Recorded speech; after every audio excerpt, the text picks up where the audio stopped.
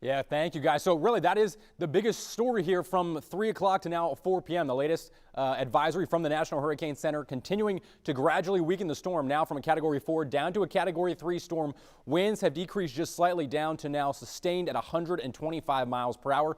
The pressure also just slowly increasing now up to 950 millibars, but still a very healthy, strong, and yet dangerous storm now just hours away from making landfall on Florida's Gulf Coast, likely after midnight tonight. So here is the latest cone track. Really not going to see all that many changes here until landfall is eventually made. Just likely to the south of Tampa, also to the south of Orlando, but paralleling that I-4 corridor as it pretty much cuts the state in half right across central Florida and then eventually back out to shore, really somewhere around Cape Canaveral, the Space Coast, and south of Daytona Beach. So the track and the cone itself has not really changed all that much, but as you saw at the top of the show, many folks are seeing a lot of impacts already. Flooding in some locations, and the tornado risk is quite substantial, especially across central and south Florida. At one point, we saw dozens of simultaneous tornado warnings at once, and they are still ongoing.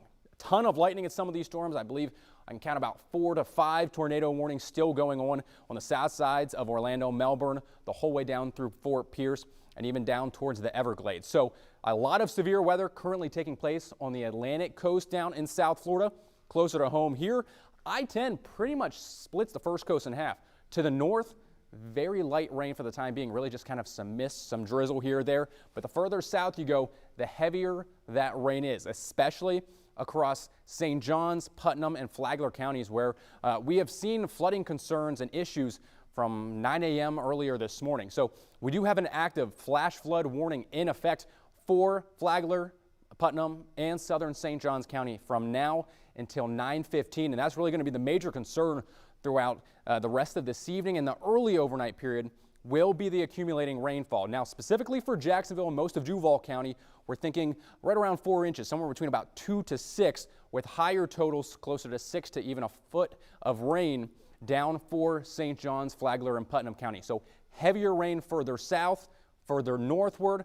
Rain will be on the lighter side, but it certainly will kind of be the tale of two halves for this storm. The first half certainly going to be about the flooding, the rainfall risk, and that accumulating rainfall. The second half, as the rain goes down, the winds will certainly be increasing overnight and especially by sunrise tomorrow morning.